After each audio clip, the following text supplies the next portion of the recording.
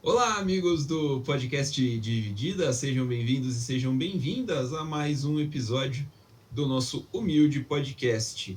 Eu sou Guilherme Milani, dividindo aqui a tela comigo, Vinícius Bringel. Como é que tá, Bringel? Tô bem, suado, mas eu tô bem. Quem também tá suado, levanta a mão aí. É Estamos todos nóis. levantando a mão aqui porque tá um calorzinho muito agradável, né? Passou um pouquinho do ponto do agradável, assim, tá um Nossa, calorzinho, um calor senegalês no interior de São Paulo. caramba. No atual momento. É. É, o calor O- aqui deu até uma bagunçada. é. Esse episódio a gente vai voltar um pouco para o Brasil, a gente vai falar um pouquinho de Copa do Brasil. A primeira rodada da Copa do Brasil passou, né? Já começou a segunda, a gente está gravando 10 de março e a gente teve bastante surpresa de time grande sendo eliminado. A gente vai adentrar um pouquinho sobre esse assunto. Antes, eu vou pedir para o Bringel só dar uma complementadinha no assunto que a gente tratou no último podcast, que foi o das sanções à Rússia, Sim. porque hoje, de novo, 10 de março, o governo inglês colocou sanções em cima do Roman Abramovich, Isso. dono do Chelsea, e elas afetaram o Chelsea. E aí, Bringel vai dar uma explanadinha para a gente do que aconteceu. É isso aí. Então, no aniversário de 117 anos do Chelsea, uma surpresinha bem gostosa ali, um presente ali, ó. Abramovich tá felizão. Que o governo do Reino Unido, ele considerou o Abramovich, o dono do Chelsea, como um aliado do Putin, por ter relação próxima a ele por décadas. Então, por conta disso, eles fizeram várias sanções contra o clube, mas deixando claro que essas sanções vão durar até o fim de maio, por conta de uma licença que o clube conseguiu. Mas, mesmo assim, o clube ainda vai continuar pagando as suas contas, o seu staff, todo mundo que gira em torno do clube masculino e feminino de futebol do Chelsea vão continuar sendo pagos normalmente, todas as dívidas que o clube já tinha planejado antes dessas sanções vão ser pagas normalmente, todas as vendas que tinham feito de jogadores antes das sanções também vão ser recebidas normalmente. Só que tem alguns pontos que a gente vai revisar um pouco aqui, né? Dentre eles, que é essa questão da remuneração, das pensões aos atletas, aos funcionários do clube, as contas que envolvem todo mundo que faz parte do clube Chelsea. E o clube tem por volta de 1.000 funcionários, contando com os atletas, lógico, mas também o pessoal que cuida do administrativo, da cozinha, da segurança, policial, todo mundo tem por volta de 1.000 funcionários. E a conta anual do Chelsea é por volta de 333 milhões de libras. Por conta dessa licença especial que o governo cedeu ao Chelsea, apesar das sanções, eles vão ser permitidos ainda pagar todas essas contas, pagar todos esses funcionários, e todo mundo pode, entre aspas, ficar tranquilo. Outras coisas também que eles decidiram, dentre muitas que acho que não vale a pena tocar em todos os pontos aqui, porque é muito longo isso, mas outro desses que é bem interessante é o custo de viagem do clube para jogos. Então, para qualquer jogo fora de casa, o clube tem um limite de 20 mil libras para pagar. Então, se eles quiserem colocar todo mundo num hotel de luxo, não dá. Se quiserem levar todo mundo num jato, também não dá. Então, vai ser complicado ver exatamente como vai funcionar isso com os jogos fora de casa da Champions League. Porque você tem que pegar um jato particular, e só um jato particular é por volta de 20 mil libras, só um jato particular. Então, para você colocar, digamos, 60, 50 pessoas que fazem parte do staff de um jogo do Chelsea, provavelmente não vai dar isso. Eu não sei como eles vão organizar isso, se vai de trem, como que vai ter isso, se vai ter se eles vão liberar ter uma flexibilidade em relação a isso, se o governo vai flexibilizar isso. Mas é curioso para ver como o clube vai ter que lidar com esse 20 mil de limite. É só lembrando que o Chelsea joga na semana que vem agora contra o Lille, né? Isso, Fora de casa pela Champions. Então é uma viagem isso. para a França, outro país ali, e aí, que nem se falou, né? Jato, hotel e tudo mais, alimentação, transporte dentro do país, é um gasto É, forte. é. E para os jogos em casa, o clube não pode passar de 500 mil libras para organizar o evento. Então, em questão de segurança, toda a infraestrutura não pode passar dos 500 mil. Então, eu não sei exatamente quanto custa isso, quanto impacta isso no dia a dia do clube. Acredito que dá para fazer com 500 mil libras, mas também é uma punição. Outra questão é essa dos pagamentos, né? Então, por exemplo, o clube ainda tem por pagar por volta de 104 milhões de libras nos próximos 12 meses, referentes às contratações do Kai Havertz, do Bayer Leverkusen, do Mendy, do Rennes, do Ben Chilwell, do Leicester e do Timo Werner, do Leipzig. E também do empréstimo do Saul Niguez, do Atlético de Madrid. Então, mesmo que ainda tem por pagar esses valores, já está como foi acertado antes, não tem problema.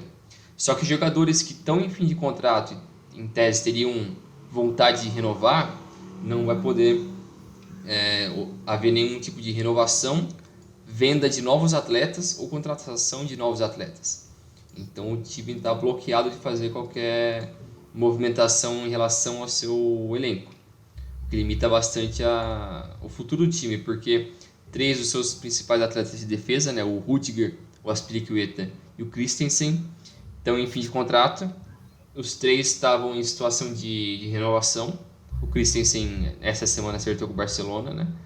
Mas até então estava em conversa de renovação ainda. O Aspilicueta também tem proposta do Barça, mas pelo que eu entendi é uma questão mais de família, a decisão de continuar na Inglaterra ou ir voltar para a Espanha.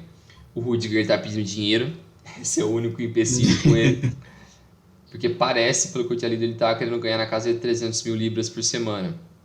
E eu não sei se tem algum zagueiro na Inglaterra que ganha isso. Eu sei que o De Bruyne ganha 400 mil. É o É De Bruyne. bastante dinheiro, né? Tipo, É, é então, bastante dinheiro. então você, sei lá. Por mais que ele é um dos principais jogadores do time, 400 é. 300 no caso 300, é, é muita grana. é bastante coisa. É, o, Não, pode falar. não, eu ia citar que o Chelsea também está impedido de vender ingresso, né?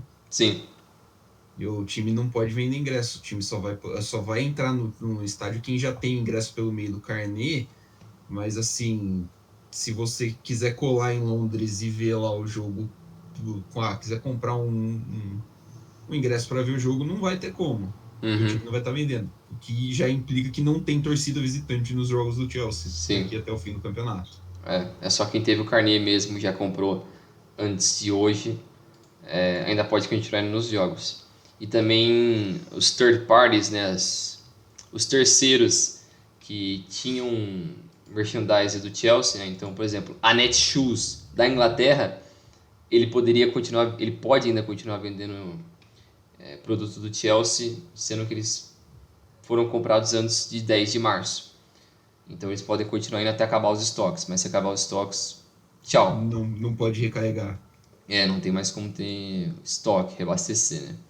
É, E outra reabastecer. coisa que eu acho que talvez o principal para mim é a questão de que o Abramovich, então, pode continuar tentando vender o clube apesar da sanção? Pode, mas também não pode. Ele pode, mas é sob uma aprovação do governo em relação a como vai ser a venda e ele não pode, em momento algum, ter algum lucro em relação a essa venda. Algo que ele já tinha afirmado que ele não queria nenhum dinheiro em relação a isso, ele só queria vender o clube e tudo que ele lucrasse, entre aspas, ele ia dar para as vítimas da Ucrânia, né? Do incidente da Ucrânia. Então é um pouco controverso assim que eles decidiram simplesmente meter a mão no negócio e falar, não, agora quem vai cuidar disso daqui é a gente. Ou você quer ou não quer. É Eu, basicamente isso, né? Tipo, é uma situação meio complexa, assim, né? é, Porque o governo britânico nunca mediou nenhuma compra de outro time. né? Assim, e aí a gente fala não por questão de experiência e tal, mas é questão mesmo de jurisprudência. Tipo, pô, Sim, como é que é? Nunca foi desse jeito e agora vai ser exatamente porque a gente tem dois times na Premier League, o líder da Premier League é controlado pelo Estado dos Emirados Árabes, sim. praticamente. Não, o Newcastle foi comprado outro dia pelo Estado pelo governo da Arábia Saudita. E não tem esse tipo de coisa, né? Então, Apesar de ser publicamente bem claro assim os envolvimentos de ambos os governos em questões de crimes contra a população e uma ditadura basicamente que eles vivem, né? sim. E assim, é mais fácil você achar ligações entre o fundo de investimento desses países com o governo desses países, né? A ligação é muito mais blatante e clara do que, por exemplo, a ligação do Abramovich com o Putin, Sim, que justamente. existe, né? Tem a relação deles lá, e Sim, aí cada um, mas assim, né? É uma questão muito estranho. é, Pessoalmente, eu, Guilherme, sou contra a punição ao clube Chelsea, porque você está amarrando o Chelsea, entendeu? Você está amarrando o Chelsea, está sufocando o time.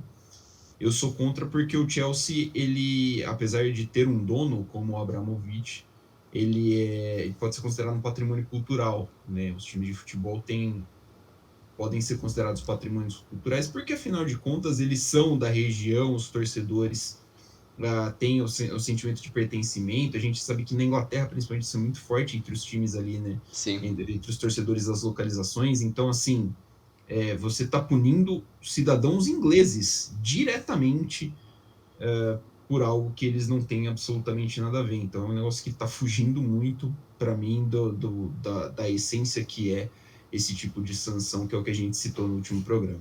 Eu também acho um pouco controverso assim, por tudo isso que você falou também. E, e é complicado, né? Porque se você quer punir o Abramovich mesmo, você tem que punir ele diretamente. Então, como você faz? Proíbe ele de lucrar com alguma coisa. Coisa que ele já tinha anunciado que não queria lucrar com a venda do clube. Fala para vender o clube. Ele já falou que ia vender o clube. Então, o certo seria você, numa sanção, numa punição a ele, seria desvincular ele ao Chelsea. Que é, como você falou, ele é basicamente uma instituição de Londres, uma questão cultural, do povo. E você está, entre aspas, você está diretamente punindo todos aqueles que são envolvidos com o clube. E o Abramovich já deixou claro 1 milhão de vezes que ele não quer lucrar em nada com o clube. Olha o tanto que ele já deu de dinheiro para o Chelsea e nunca pediu nada de volta.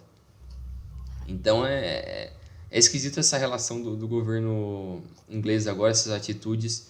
Eu não sei se é por conta de alguma pressão interna, que para mim não faz o menor sentido também. Por que eles vão ter, sei lá, abrir as pernas para uma pressão interna em relação a isso, sendo que tem, como você já falou, os donos do City e do Newcastle são tão maus, entre aspas, quanto o Abramovich, até pior. Então, é esquisito, assim, eu não entendo, eu acho que quem acaba sofrendo é mais o torcedor, são os atletas, são, Que são funcionários, né? Afinal de sim, contas, eles são funcionários do time. o pessoal normal que trabalha com o Chelsea, o cozinheiro, o cara que corta a grama, o segurança, que ele não O tem nada a ver com roupeiro. isso. Ele é uma pessoa normal, ele é um inglês. Ele é um inglês normal que tá vivendo a vida dele ali trabalhando No time. humildemente. E o time tá sendo fudido por causa do governo. O time está perdendo patrocínios também, né? Sim, A principal patrocinadora já avisou que não quer mais ser associada à marca. Então, assim, é complicado, cara, é complicado. é. É... E vale lembrar que, como a gente citou no último episódio, o Abramovich não está mais no controle de operações do Chelsea, né? Sim, Ele passou para um fundo, uma espécie de consórcio, né? Que a gente tinha é. chamado mais ou menos, né? Que toma conta das operações do Chelsea. Então, ele exatamente não tem mais nada a ver com o Chelsea. Ele já está se afastando porque justamente ele colocou o clube à venda. É por isso que para mim faz muito pouco sentido você sancionar o clube uh, além de não exclusivamente ele, né? Dava para você, sei lá, congelar os bens do cara e manter o Chelsea assim meio à parte, Sim, entendeu? também Acho que acho. é, acho que é É um pouco demais, né? um pouco demais, exatamente. Vamos passar agora para a Copa do Brasil, né? A gente falou que ia citar esse assunto no podcast. A Copa do Brasil começou algumas semanas atrás e a gente já teve bastante surpresa. Tem muito time grande rodando, muito time Sim. grande sendo eliminado por times menores, vamos dizer Sim? assim, né? A Copa do Brasil que tem nessa primeira fase confrontos todos sorteados, né? E todos com base no ranking da CBF. Então, o time de menor ranking, teoricamente o pior time, joga em casa, mas o time de maior ranking, mesmo jogando fora de casa, tem a vantagem do empate. Faz sentido? Não. Não, não, é uma regra muito ruim, né? É uma regra que favoreceu alguns times aí ao longo dos anos. Acho que o principal favorecido da primeira fase é o São Paulo, né? O São Paulo empatou em Sim. 0-0 com o Campinense. O São Paulo jogou melhor que o Campinense, não entra nesse mérito, mas assim, quando você põe um jogo único na casa do time mais fraco, acho que pelo menos o benefício dos pênaltis você tem que dar. E Sim. você dá na segunda fase, né? Você tá premiando o time grande nesse caso. Você está facilitando com que o É, time grande passe de fase. É claro que faz sentido por causa de dinheiro, né? Que é. afinal de contas é o que comanda e Da audiência, da audiência. A Copa do Brasil paga muito bem, mas no mínimo questionável. Acho que no mínimo bastante questionável. Passar aqui então por alguns pelos eliminados, né? Vamos falar dos eliminados aqui da primeira fase da Copa do Brasil. A Chapecoense caiu para o Motoclube, o Grêmio caiu para o Mirassol, o Londrina foi eliminado pelo Ceilândia, o Operário de Ponta Grossa caiu para o Real Noroeste do Espírito Santo, o Novo Horizontino, que inclusive também já caiu no Campeonato Paulista, caiu para Tunaluso, o Sport foi eliminado pelo Altos do Piauí, o Internacional não somente foi eliminado, mas perdeu de uma forma muito imponente do Globo. O Globo fez uma partida muito boa contra o Inter. Uhum. O CRB foi eliminado pela Portuguesa do Rio de Janeiro, primeira participação da Portuguesa Carioca na Copa do Brasil. A Ponte Preta foi eliminada pelo Cascavel e o Náutico foi eliminado pelo Tocantinópolis. Todos esses na primeira fase. Na segunda fase já, no jogo que rolou ontem, dia 9, o Vasco foi eliminado nos pênaltis pela Juazeirense. Todos esses times são de primeira ou segunda divisão, né? Ou só o Inter, acho que é da primeira divisão, na verdade, os outros são da segunda divisão e foram eliminados por times das séries C ou D.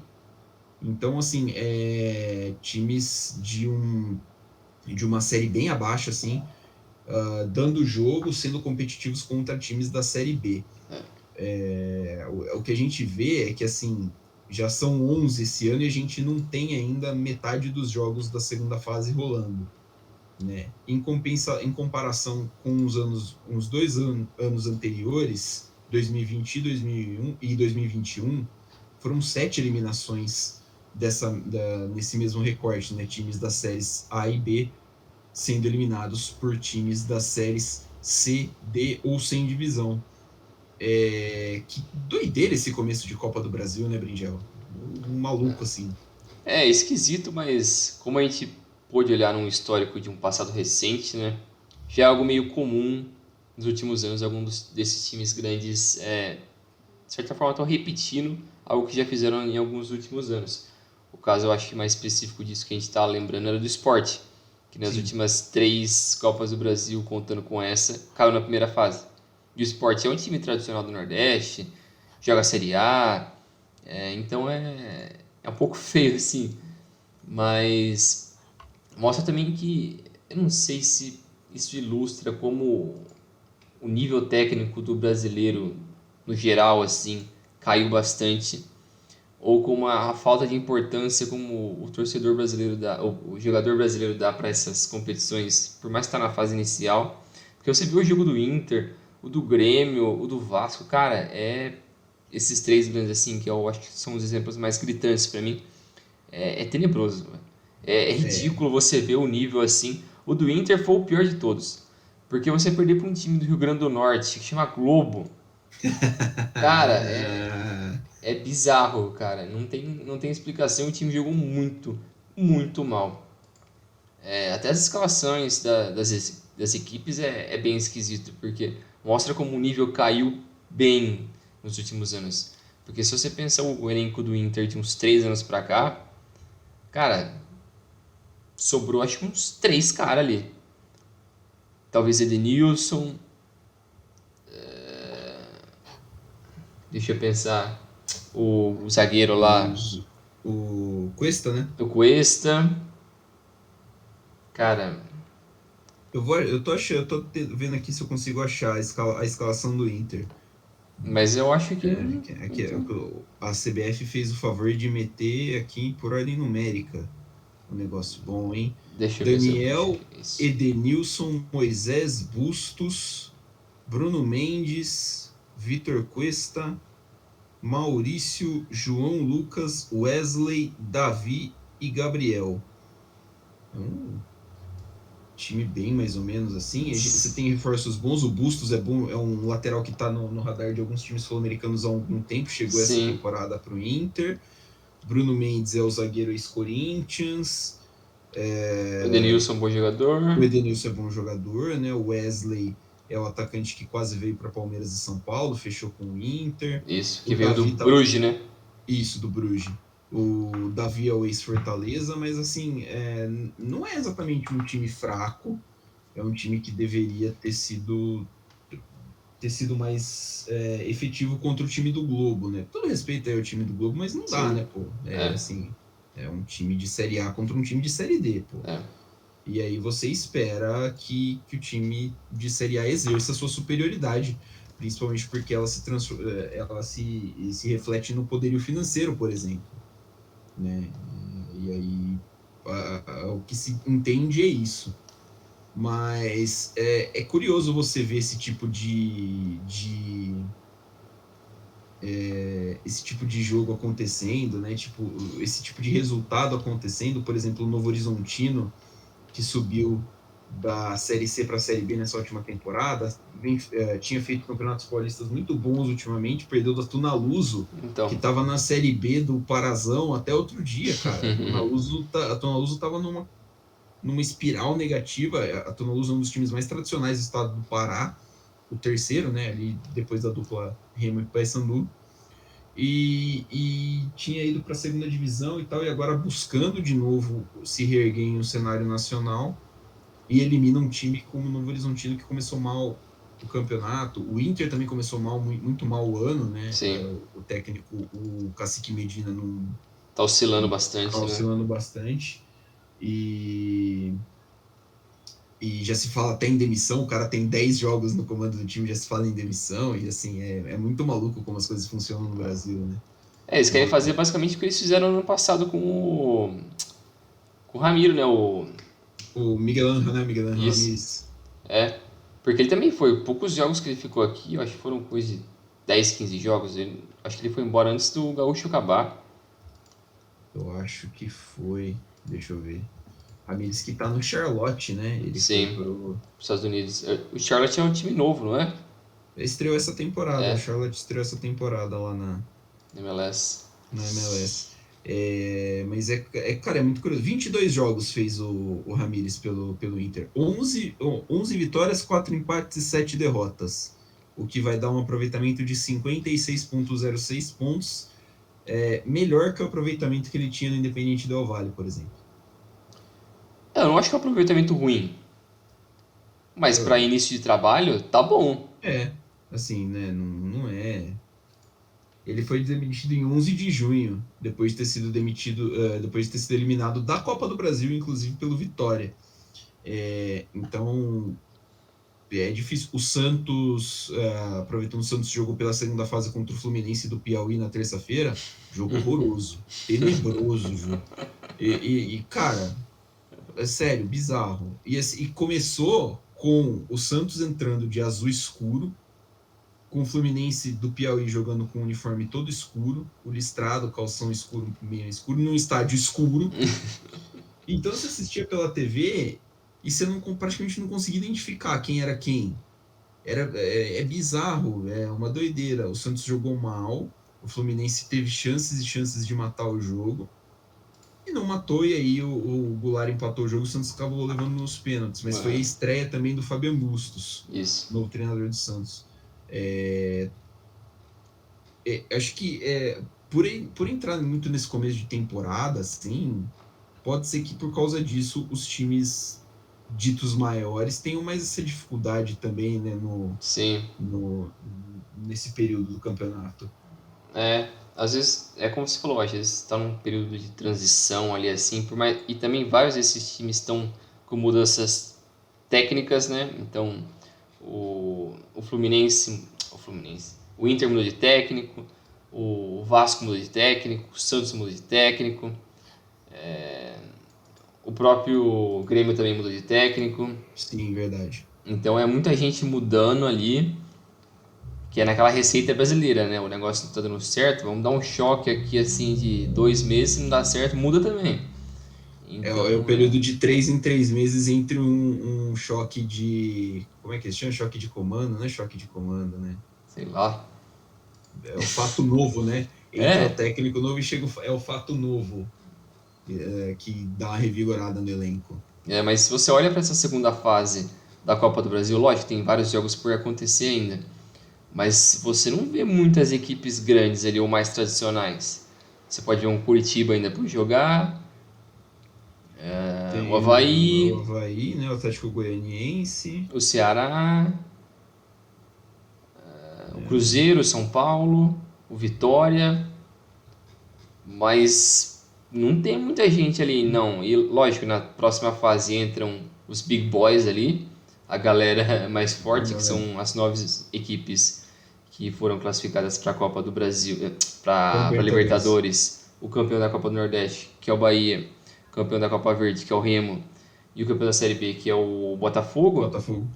Então, beleza, o nível aumenta bastante. Mas ainda assim é muito pouco o nível dessa segunda fase. Porque muita gente já caiu ali na primeira fase. É um pouco complicado assim. E é um negócio repetitivo, né? Que, como a gente já falou aqui, nos últimos 3 anos, várias equipes grandes caíram na primeira fase. Então é algo recorrente que eu acho que esse ano foi o que teve um maior impacto disso, né? Foram 11 Sim, foram equipes. maiores.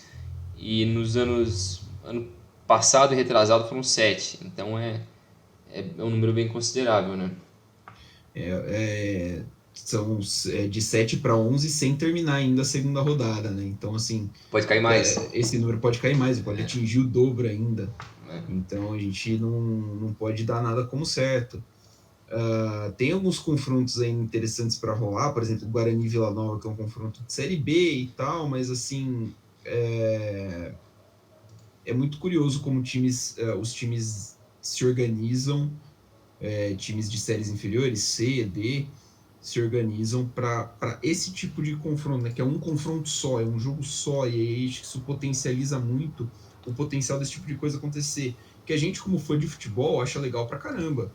Pô, é divertido, é legal você ver o Mirassol batendo no Grêmio. O Mirassol, inclusive, também jogou mais bola que o Grêmio, porque o Mirassol está jogando mais bola que o Grêmio nesse começo de temporada. É legal você ter histórias como a do Globo. A Juazeirense eliminou pelo segundo ano seguido um time grande, né? Eliminou na última temporada o Sport, nessa temporada eliminou já o Vasco. Uhum. Então, assim, é legal você ver esses times se estruturando e, assim, vai acendendo um alerta, ou teria que acender um alerta para esses times maiores, porque, assim, a Copa do Brasil paga muito dinheiro, cara. Assim, paga muito dinheiro. Por exemplo, o Vasco vai fazer falta o dinheiro da Copa do Brasil. Sim.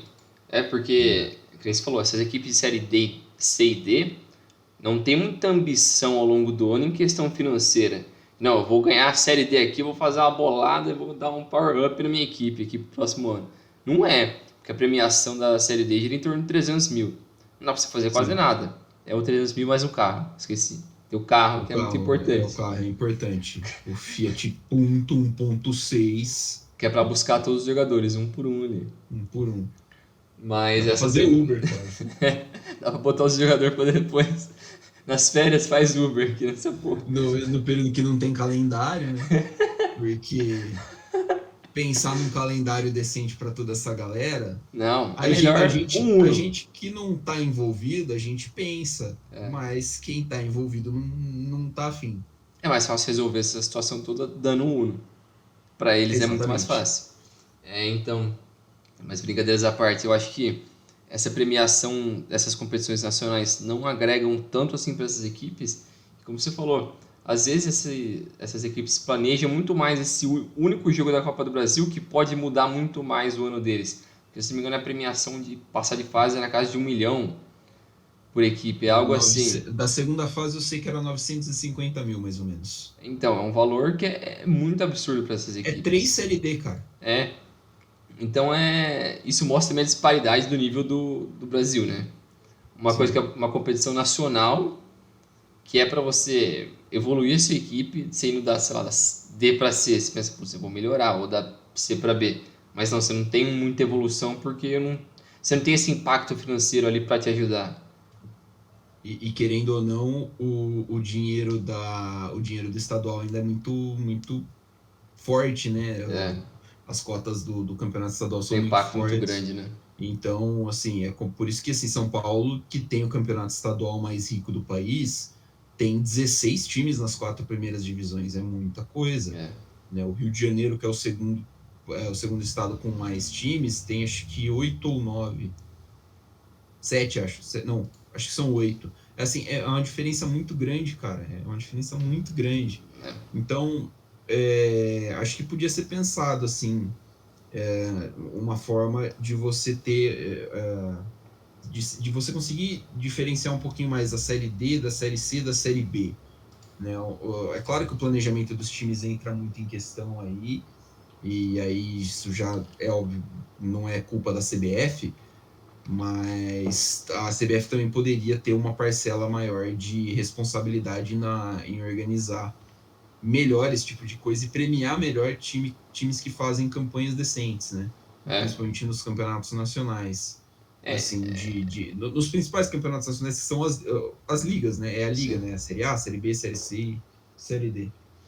Você tornar um incentivo indireto ali para o time pensar, putz, se eu fizer isso, vai melhorar tal coisa. Se eu fizer isso, eu posso alcançar tal coisa. Então você tem que criar objetivos pequenos ali para o time, por menor que ele seja, ele consiga ser premiado por uma boa gestão, ou por revelar um bom jogador, ou por um bom trabalho, por que quer que seja, ele conseguir ser premiado por alguma coisa boa que ele fez.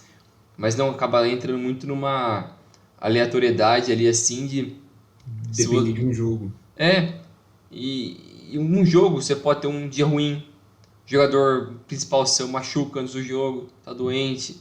E aí, você acabou o planejamento do ano, fudeu. Você pensar no outro ano, é foda.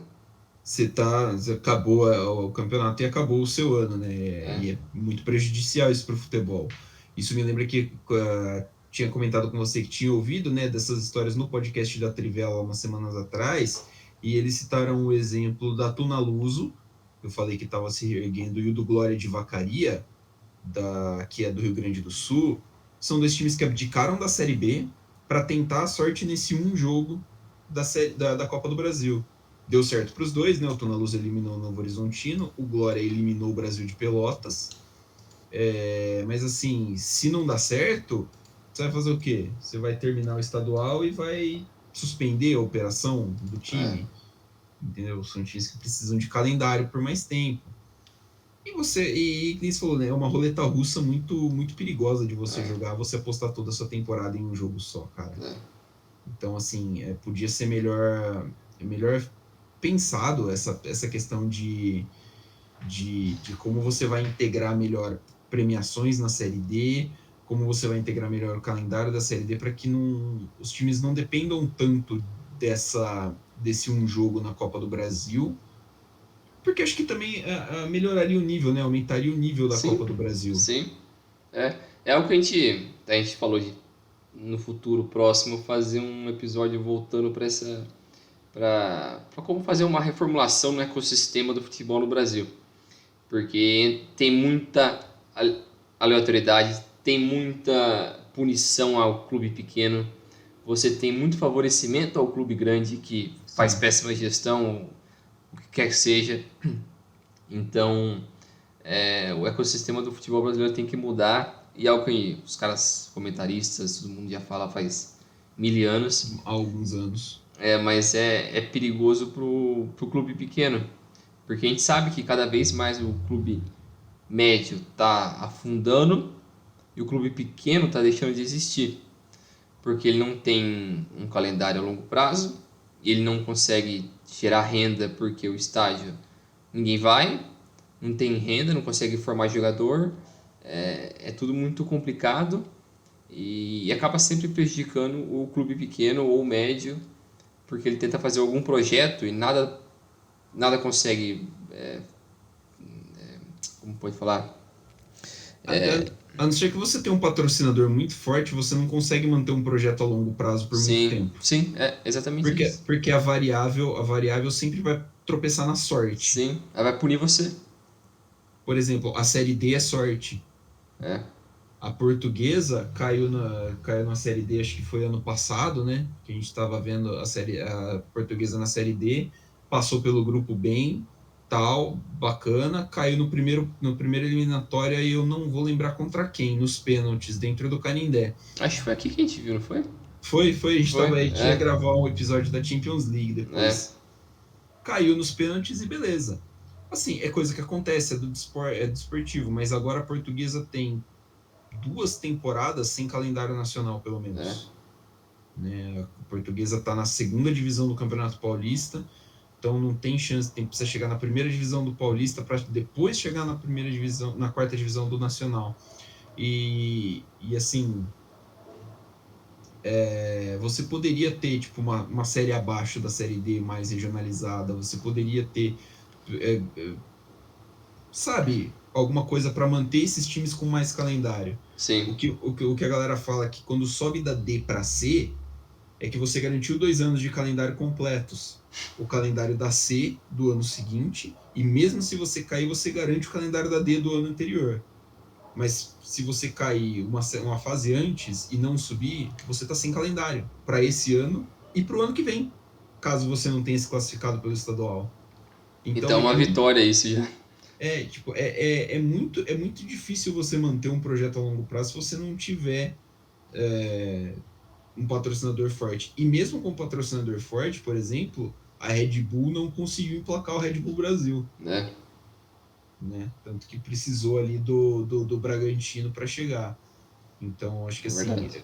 você falou que os clubes médios estão diminuindo e os clubes pequenos estão sumindo, e acho que é uma verdade.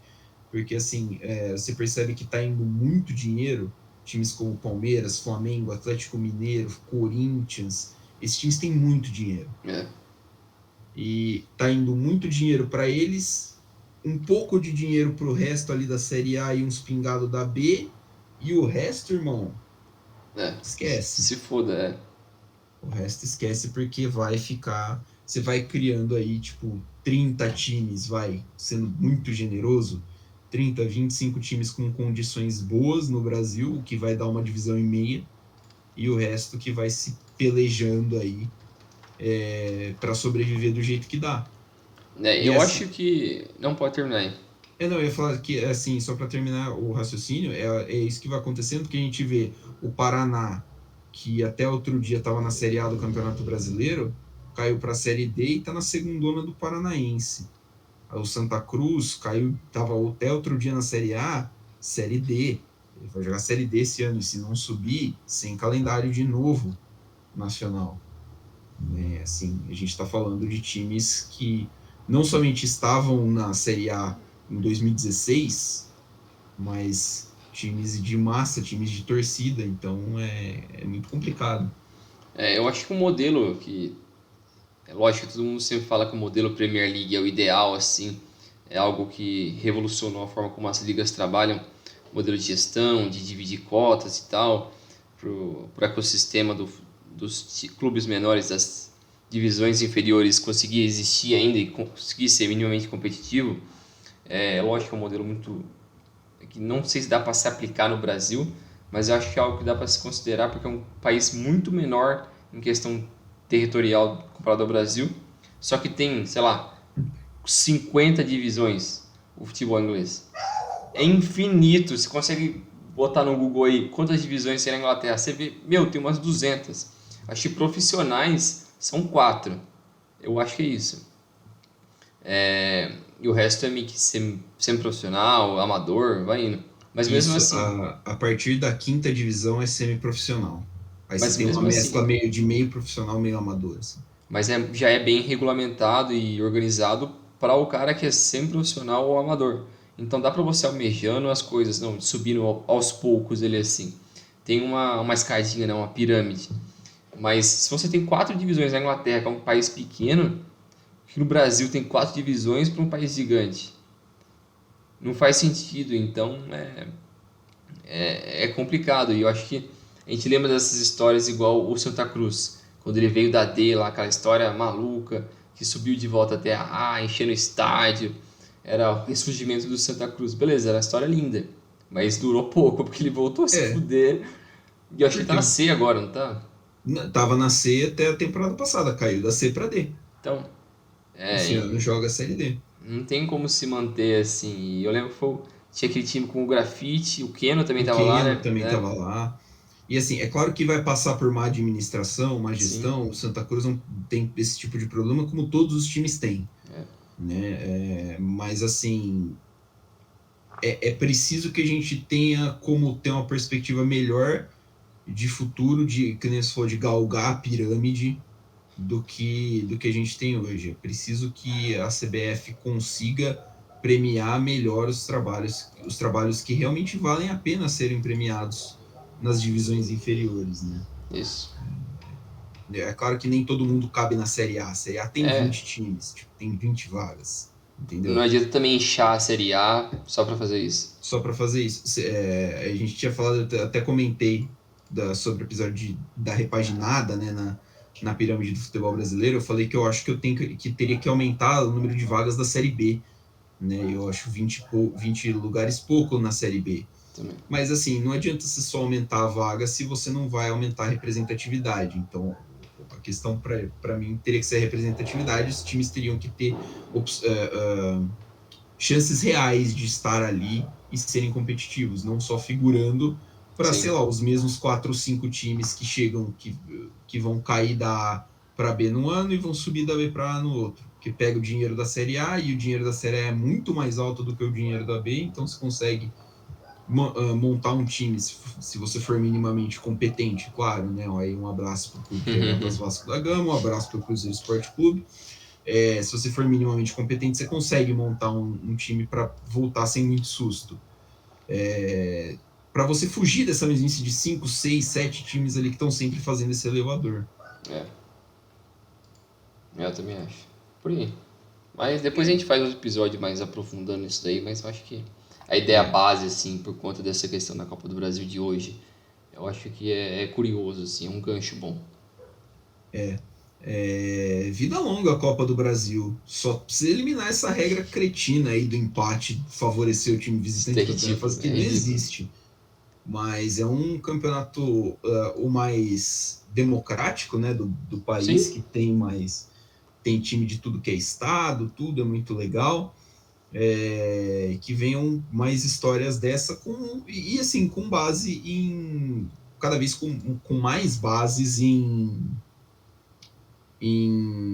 méritos mesmo, né? sim. Em méritos dos times menores do que, sei lá, demérito, do que a gente ficar também caçando demérito dos times grandes, né? Não dá para falar. A gente citou, né, o exemplo do Globo e tal, Sim. tudo mais. Por exemplo, o Mirassol que eliminou o Grêmio, tudo mais. O É Mirassol bacana, joga assim, é legal. mas. Que tipo, o É. Mirassol é um time que joga um futebol legal, tal, né? Tá na Série C agora, então assim, cacete, o nadador deu um grito aqui, eu assustei. É, que a gente possa ter mais essas histórias, mas assim, que seja um campeonato justo, que os times tenham mesmo a chance de conseguir chegar longe nas pirâmides do futebol brasileiro sem precisar abdicar, por exemplo, de outro Sim. campeonato para isso. É. Por aí. Mas mais alguma coisa que você quer adicionar aí, Brinjal? Eu acho que por enquanto é isso aí. A Copa do Brasil ainda está no início, né? Então talvez É, mais para frente a gente consiga voltar nesse assunto, falar de novo disso. a gente vê certinho até o quão longe chega Sim, esses times que estão surpreendendo a gente agora. isso aí. Deixa aqui só registrado que eu, pessoalmente, fiquei bem chocado com as cenas que rolaram no México, né, no fim de Foi semana. pesado. Um negócio assim que, porra, pessoalmente, eu lembro, eu assisto futebol tem muito tempo na minha vida, né? Tem mais de 20 anos, assim.